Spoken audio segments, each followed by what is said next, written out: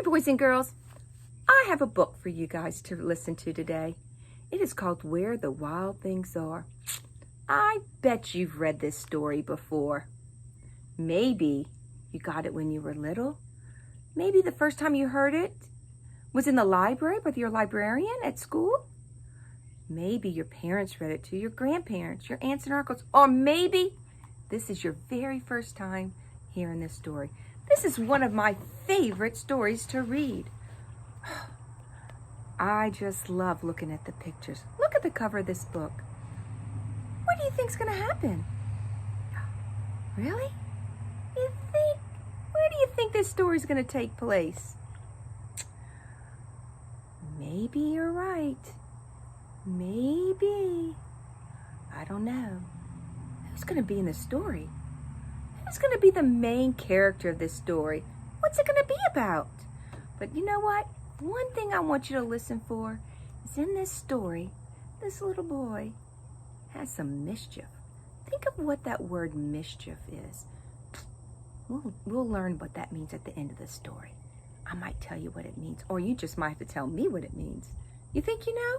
I don't know. Well, let's listen to the story, Where the Wild Things Are. I really think you're going to like this story. Here we go. The night Max wore his wolf suit and made mischief of one kind and another. And another. What's he doing? His mother called him Wild Things, and Max said, "I'll eat you up." So he was sent to bed without eating anything.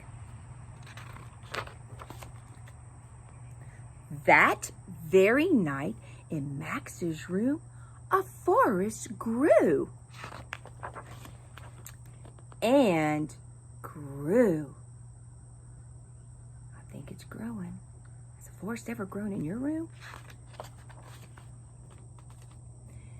And grew until the ceilings hung with vines and the walls became the world all around. I see a moon. And the ocean tumbled by with a private boat for Max, and he sailed off through night and day. And in and out of weeks and almost over a year, to where the wild things are.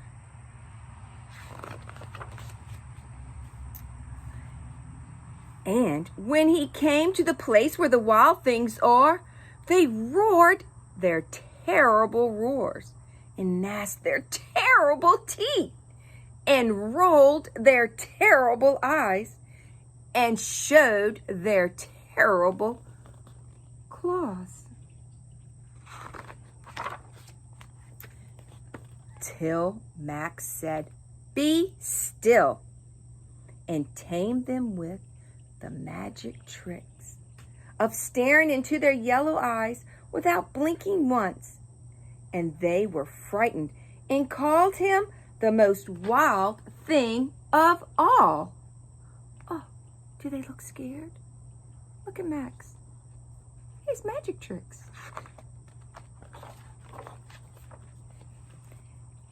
And made him king of the wild things. And now, cried Max, let the wild rumpus begin. Oh my, look at here. I think that is.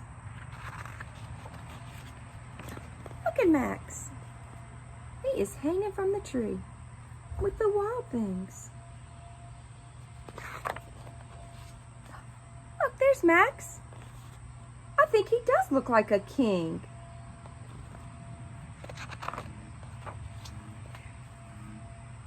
Now stop, Max said, and sent the wild things off to bed without their supper. I remember somebody else was sent to bed without their supper.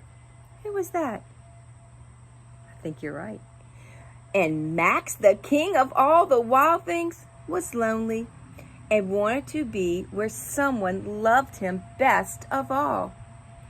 Where does people love you best of all? I know. I think you're right too. Maybe home. Then, all around, from far away, across the world, he smelled good things to eat.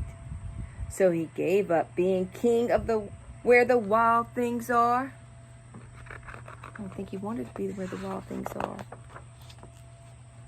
But the wild things cried, "Oh, don't go, please. We'll eat you up. We love you so." And Max said, "No."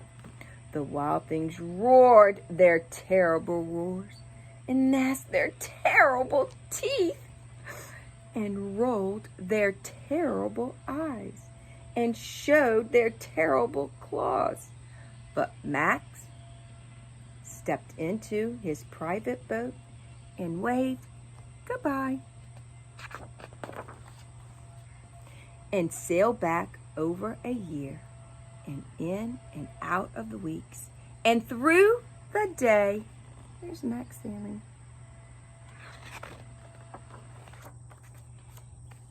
And into the night of his very own room, where he found his supper waiting for him.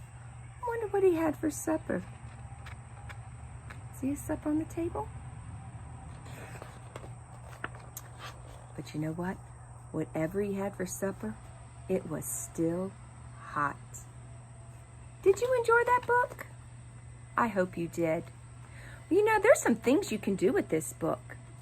You don't have to be old, you don't have to be young, but let's think of some things. Where did the story take place? Maybe you're right. In his bedroom?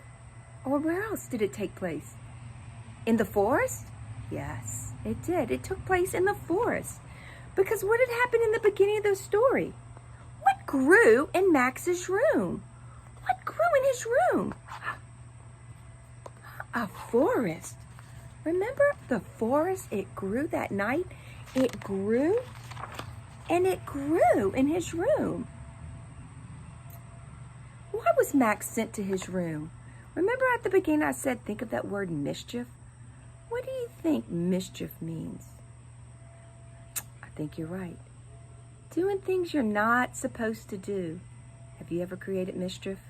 And maybe you were sent to bed without your supper? I don't know. Now let's think about this. This story. Is it real or make-believe? Yes, it's make-believe. Because can a forest really grow in your room? No, I don't think so. Can you go live where the wild things are? I don't think so. But you know how you can do that? You can do it with your imagination. So some of you, what I want you maybe to do is to, after you listen to the story, and maybe you can play it back and listen to it again, or if you have the book at home, get your book.